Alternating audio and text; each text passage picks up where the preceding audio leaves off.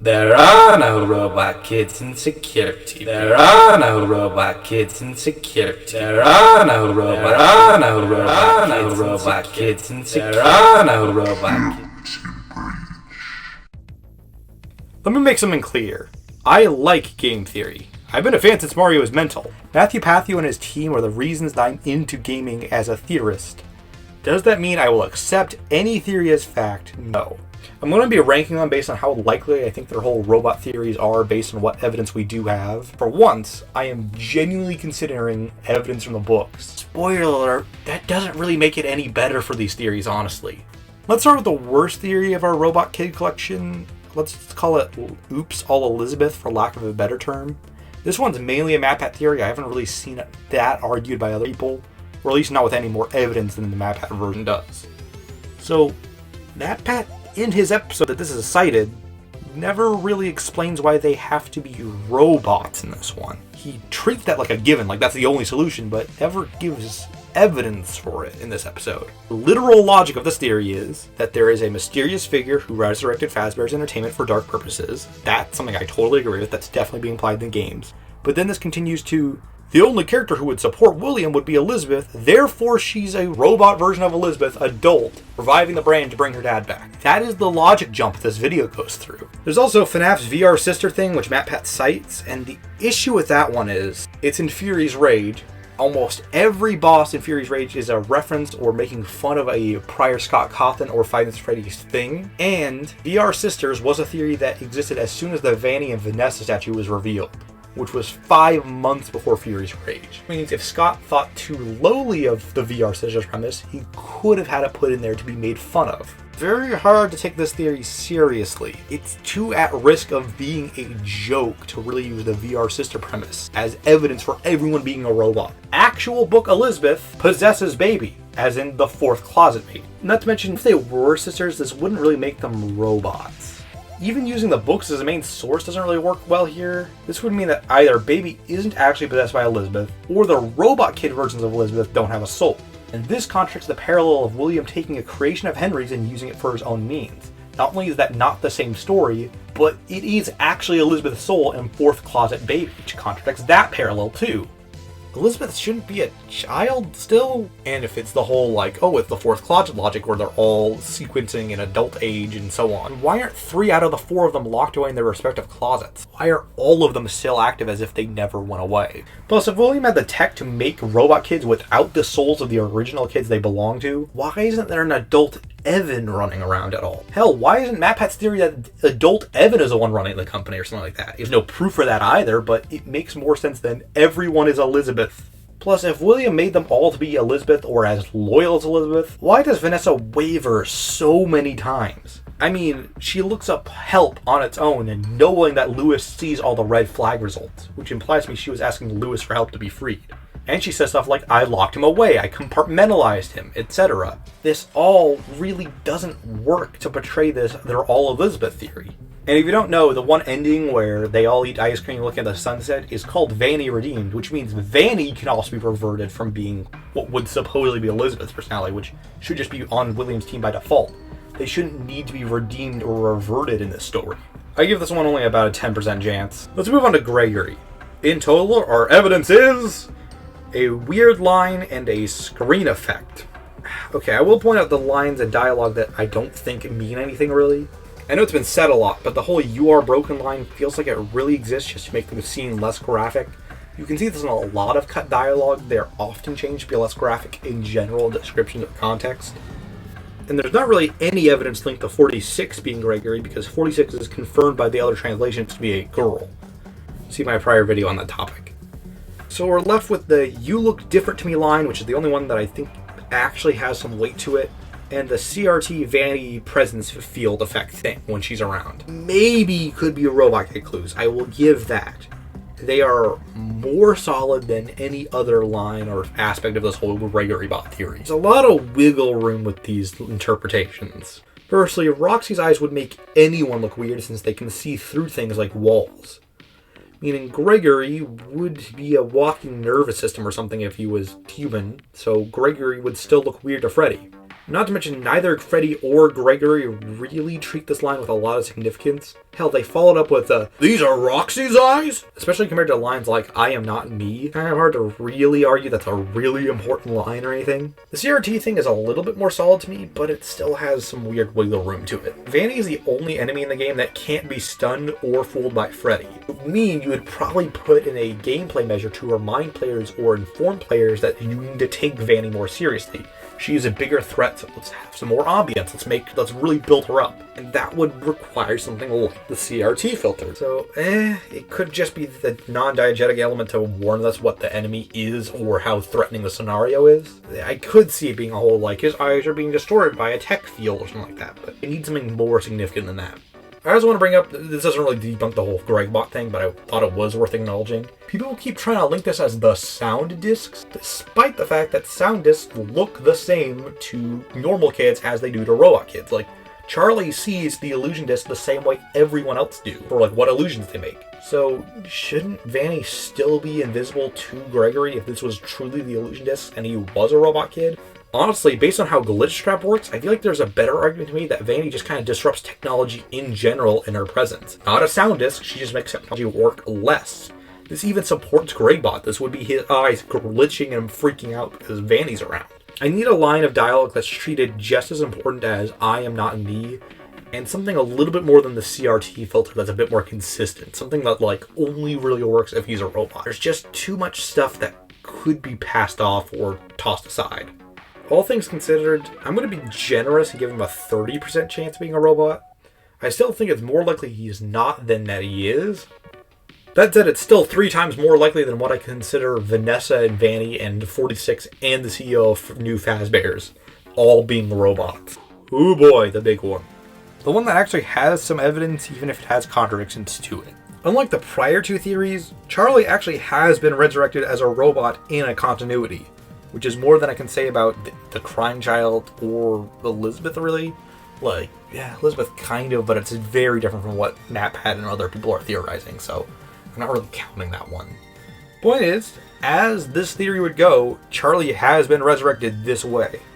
Hell, technically, if we take the Silver Eyes comparisons very seriously, William, in a continuity, has taken a Charlie bot for his own purposes, which would be presumably what's happening here in Security Breach. And unlike the general stuff like, oh, well, it happens in the books, therefore it could happen in this very esoteric, specific way in the games, there actually is stuff in 46's notes that would imply that they have links to Charlie.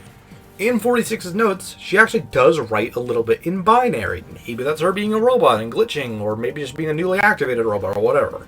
Plus, Afton wanting a monopoly on a genuine robot kid made by Henry, something he could never make on his own, is very much a William control freak trait. It also fills up plot holes like, wait, if William figured out how to make robot kids, why didn't he just stop killing kids and tormenting the animatronics to make his own kids? He never did under this theory. He just finally has something to work off of and use as a reference point, and he wants complete control over it. Unlike the prior 2, once again, there are connections between 46 and Charlie, even more specifically, other than just the general robot stuff. The door to 46's post-it note room is called Charlie Door in the game files, and 46 draws the armbands of the security puppet.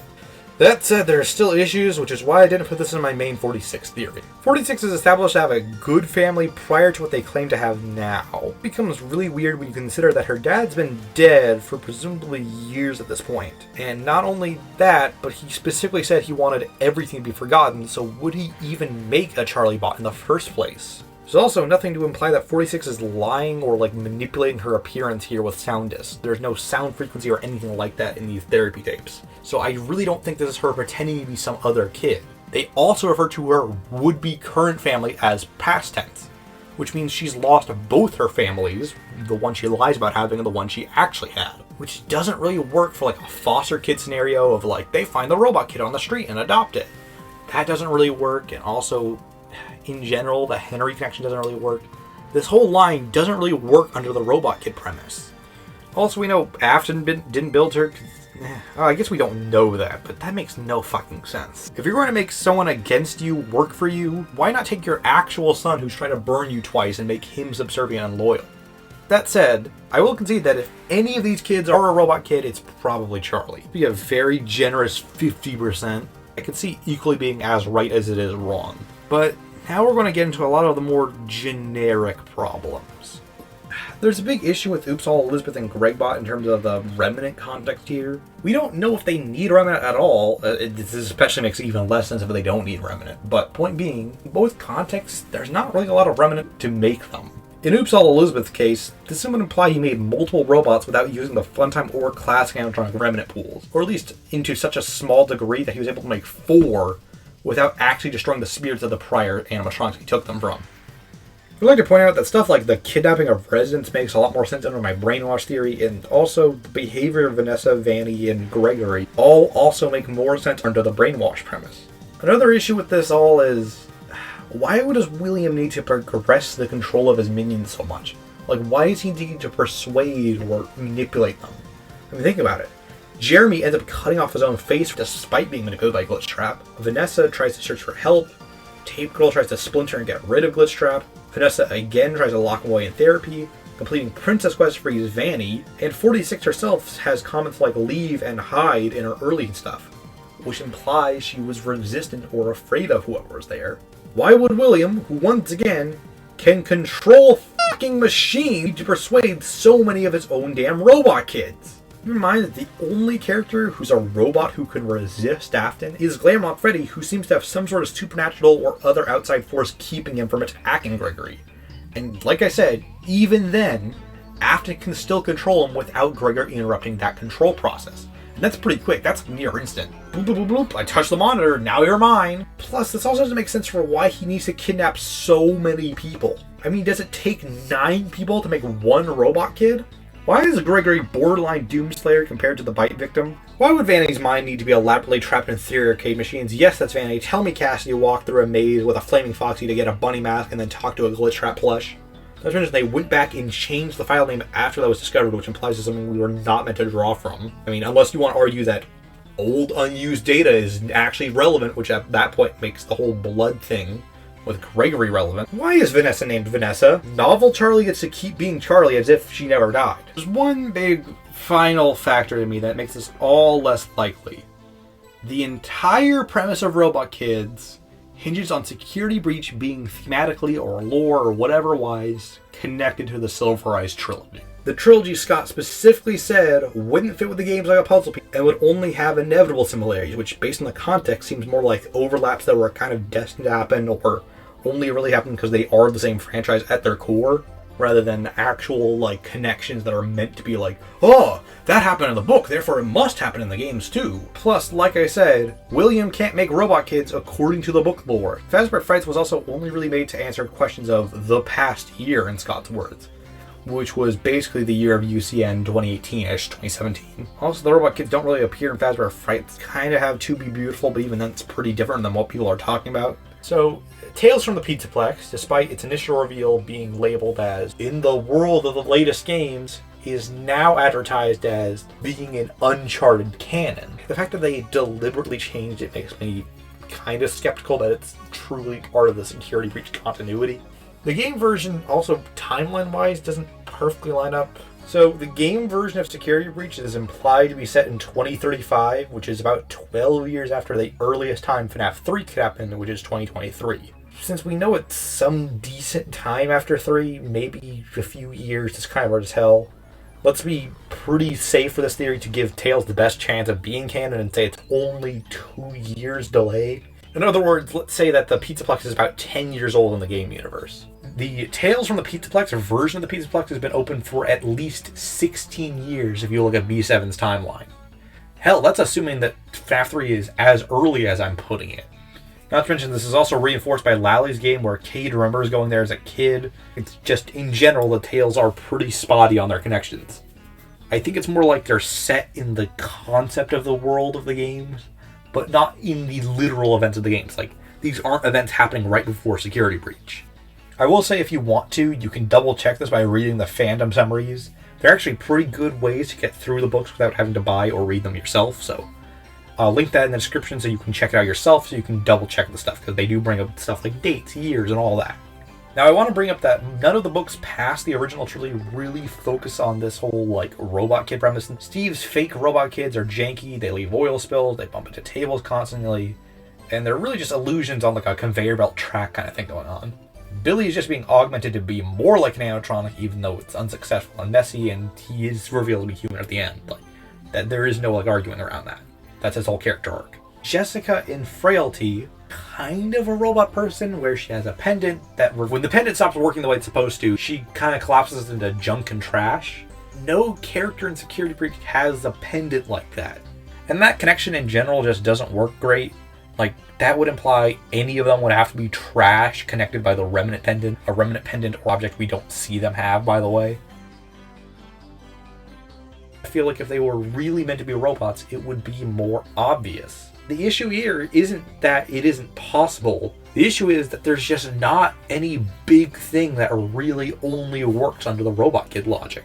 Like, I need consistent clues that feel like they're building up to something. Other things in this game have this kind of stuff happen. Like, let's compare the Robot Kid premise to the Blob game theory episode. Like, that f***ing episode rules by my relative standards. Like, there's a lot of clever clues that are acknowledged, and it even kind of works as foreshadowing throughout the game to the Blob's reveal. There's all these hidden little messages, there's the props missing, and all these props will line up with what's in the Blob. Its overall behavior of hating Afton, it's just design traits in general, all build up to this theory. That's a lot of stuff that combines to make me support this. But one CRT filter that might not even literally be real, it might just be a thing for the game, one kind of weird dialogue piece, don't really work. And Vanny and Vanessa being robots has even less proof. Charlie has at least a few things, but even then, like, there's no hidden Fredbear room that really reminds us, oh, this is the dad of the FNAF 4 kids. Once again, going back to 46's post-it room, that's really well led up and elaborated on and connecting to 46. Like, there are so many things there that connect to 46, unlike the Robot Kid stuff. The logic like, Baby wants to help William, therefore anyone helping William is Baby, just doesn't cut it for theorizing. Plus, why do they need to be robots? That's my biggest thing I keep going back to. What about stuff like brainwashing doesn't also work? Something that's been established and help wanted to be mechanic in this new Steel World story. Clearly something they've set up and acknowledged, so why is Robot Kids the priority for our storytelling here? If that is what Steel Wool is building to, why do that? Why throw away the whole digital consciousness transference thing they set up and help wanted, just to tell a Robot Kid story? Alright, editor Squawks here. I just realized something. The game outright says human subjects, and by the game I mean FNAF AR. How to induce compliance in human subjects. I really don't know how else to interpret this. I feel like if they wanted it to be ambiguous, they could have just said how to induce compliance. AI exists in this world, it's standard enough to have research papers or things to look through for it, so is it really that absurd for William to look it up? Just like how to control humans, which he had trouble controlling looking at Tape Girl and Jeremy. Then yeah, it totally makes sense that for Vanessa and Gregory, or 46, or whoever he has in his arsenal, he would want to search that up to figure it out. Yeah, all of that combined just makes it really hard to believe the whole anyone's a robot when specifically told against it that the people William are controlling are humans. I feel like it's just as solid, if not more solid, than the CRT filter thing. Who knows, maybe Gregory will have the Terminator 2 scene where he cuts off part of his hand to reveal the robot hand. I don't know. Maybe this whole video will age like milk and I'll seem like a complete idiot. But I'm willing to take that because Gary Reach really isn't building that up well. Anyway, this already is going to be my longest theory by a long shot, so I'm going to cut myself off here. Bye.